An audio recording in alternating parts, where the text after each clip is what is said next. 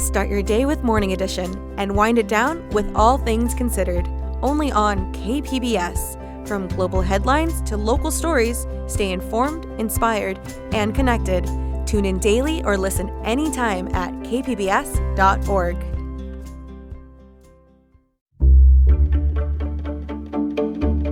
Good morning, I'm Lawrence K. Jackson. It's Monday, August 11th. Why a San Diego Superior Court judge threw out a high-profile sexual misconduct case. More on that next, but first, let's do the headlines.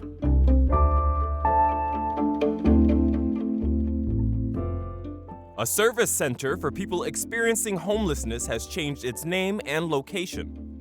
It's also now being ran by the Downtown San Diego Partnership instead of PATH.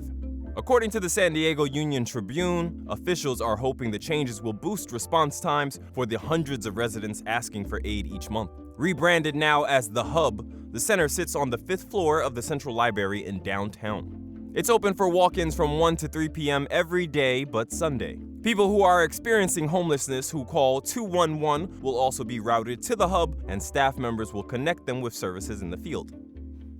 More than 100,000 San Diego kids from TK to 12th grade are headed back to school today. San Diego Unified's first day of school also marks the start of a new district-wide cell phone policy. The policy says phones must be turned off during class and kept out of sight. Students can use them before and after school and on buses. High school students can also use their phones during passing periods and lunch. Teachers may allow high schoolers to use headphones and smartwatches. If you've taken a stroll around La Jolla Shores lately, you might have noticed the area's new streetlights. 31 are 9.5 feet tall, and the other 6 are 27 feet tall with long arms. At the moment, you can only admire these as they won't be providing actual light until the end of September. Hello, this is Dr. Michael Lalich, Medical Director and Chief of Staff for Kaiser Permanente San Diego. For more than 50 years, San Diegans have entrusted their health care to us. Our care and coverage connect to provide medical care tailored to each member. With our integrated network of primary and specialty care, we work together using evidence-based medicine to help deliver positive results. We believe in a healthy and engaged life with good beginnings and dignified endings. We believe that life, liberty, and the pursuit of happiness requires total health, including equal access to high-quality, affordable health care. At Kaiser Permanente, our cause is health. Our passion is service. We work to help make lives better. To learn more, visit kp.org/San Diego. From KPBS, you're listening to San Diego News Now. Stay with me for more of the local news you need.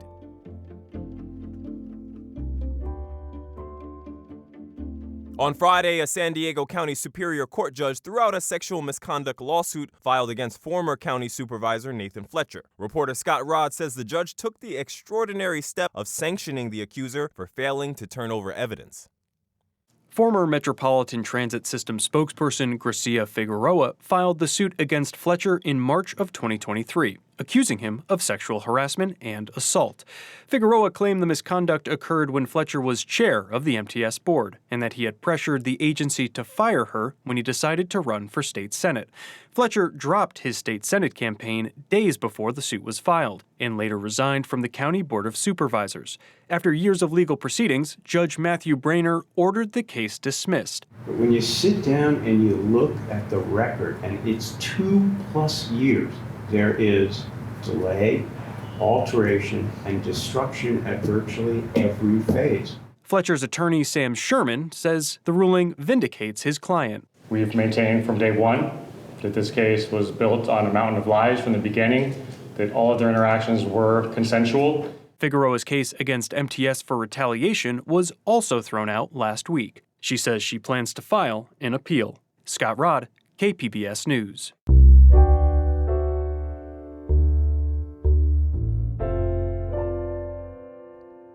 New details are emerging about the incident in Chula Vista last week when federal immigration agents arrested a parent outside of an elementary school. In a statement to KPBS, the Department of Homeland Security said the parent was Ki Young-jin Yo, an immigrant from South Korea. DHS said ICE agents arrested Yo near Camarena Elementary School because her visa to be in the U.S. expired nearly 8 years ago. Chula Vista City Council member Michael Insunza says the agents crossed the line by arresting Yo as students were arriving at school. There's no reason for us to go to the extra step and dramatically and intentionally arrest people whose only crime is being undocumented.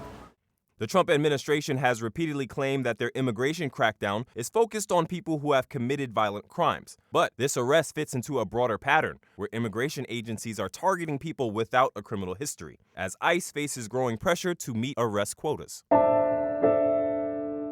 Veterans Village of San Diego held its annual event to support unhoused and at-risk veterans called Stand Down. Reporter Jacob Ayer says the event provides a wide range of free services for all veterans and their families in one central location.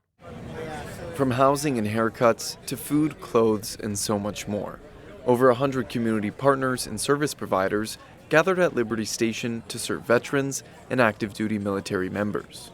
Joe Paisano was there displaying his 3D drywall screw art pieces based on his own service and experiences after a 24-year Navy career. I've had my struggles throughout my career, and I used art to help cope with my struggles, from suicide ideations, suicide itself, homelessness. Despite having a job, he's still living out of his car in San Diego.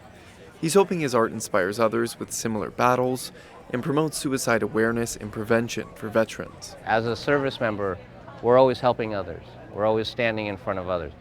We're not inclined to receive the help, so that makes it a huge challenge, along with other things. The two-day event is now in its 37th year. 400 people registered to attend Stand Down 2025. Jacob Ayer, KPBS News.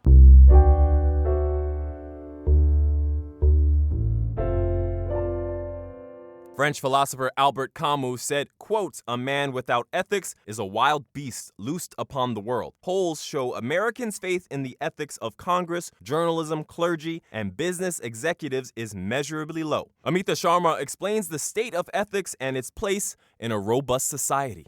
Here's one definition of ethics: norms and principles to live by that are morally right, such as do no harm, and which form a powerful and vital force in society. That's from UC San Diego philosophy professor Craig Callender, who is co-director of the Institute of Practical Ethics. He says in daily life, ethics still matter to Americans, regardless of their socio-political beliefs. But as a whole, using yardsticks like undoing policies to lessen climate change, inequitable health care, and the growing gap between the rich and poor, Callender says American society is ethically challenged. For instance, with this latest bill, take money basically from the poor and give it to the rich, when there's already so much inequality, I think that explains, a lot of what's going on. I think it also is related to the question, is ethics on the decline? Callender says it is, but that ethics can be rebuilt. He advocates teaching ethics in school, but he also believes solving the inequality problem can help restore ethics, and says it's crucial to work toward a deliberative democracy instead of the one ruled by a majority that is ill-informed. A deliberative democracy is one where it's the majority rules based on well-formed, deliberative preferences. And so that's a huge difference, because here you see, we have a lot of preferences that I would say were not well-formed ones. They're not based on evidence, deliberation. That's ruling the day. Callender adds, we, government and the people, won't ever reach perfect agreement on the big issues, but we still have to act. Amita Sharma, KPBS News. Escaping gun and gang violence, a barber in Vista is trying to help young people do the same while also learning the craft and giving back to their community. Reporter Tanya Thorne has this story of haircuts and healing. Steve Jaimes grew up on the streets of Chicago. I was always a follower of the wrong things. I would never say I was actively in a gang. I was just always around it. When he was 17, he saw his friend die after their car got shot at. I saw a hole in my friend's neck. I saw a hole in his side. I tried applying pressure, but it was of no good use. And for one blink of an eye, his life was gone. That moment changed his life. He joined the Marine Corps the next year, which ultimately led him to Southern California. I found lots of love and lots of structure, but I didn't find the healing that I was looking for. But he did find healing in barbering. A haircut is like medicine. It heals you. It uplifts you. In this case right now, a lot of men, this is the only thing they look forward to when it comes to their physical appearance and feeling better about themselves, right? Jaime started barbering when he was 13, and now he's passing the skill on to other youth through a grassroots program he calls Humanity Barbers. This is where everybody learns the skill of cutting hair, and they network with each other, they build camaraderie, right? Build community, and ultimately these are kids and some adults from like different neighborhoods here in North County, San Diego. I wanted to cut hair, and I don't know, I was going through stuff. Jaden Garcia is a freshman in high school. Before he started cutting hair, he wanted to follow his dad's footsteps and join a gang. But his father died, and 3 years ago, he met Jaimes.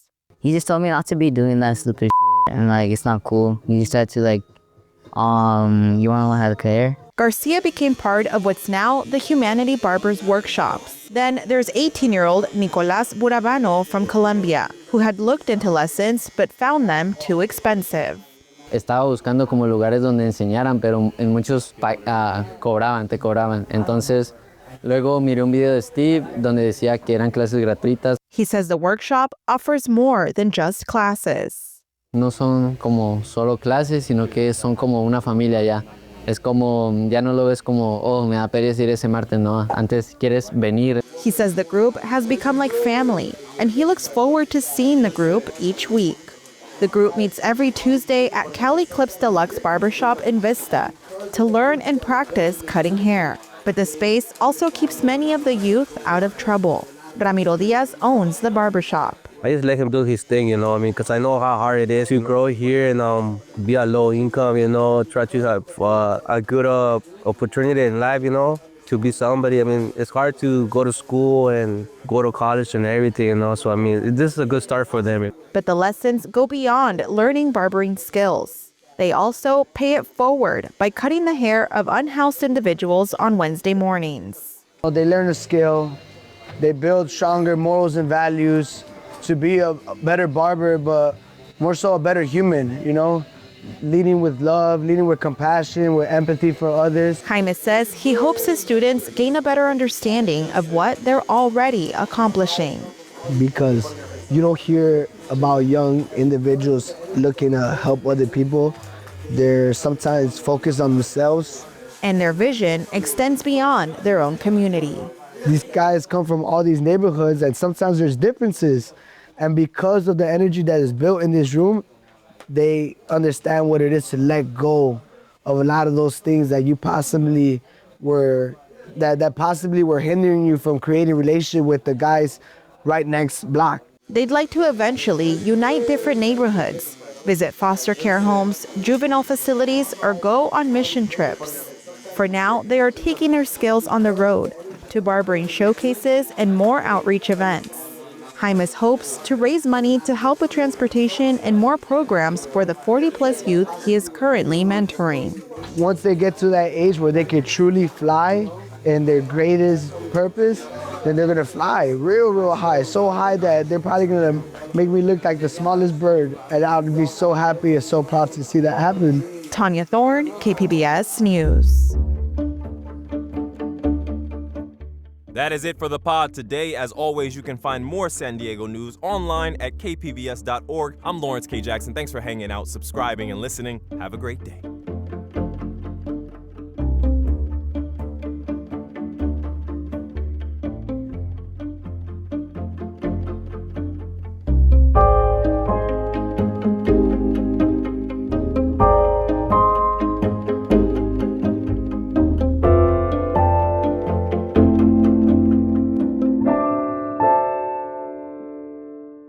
KPBS On Demand is supported by the Del Mar Wine and Food Festival, September 10th through the 14th. Created in partnership with Alex Morgan, Drew Brees, and Rob Machado. Hosted by Food Network's Troy Johnson. A celebration of SoCal culture, cuisine, and community. General and VIP tickets at delmar.wine.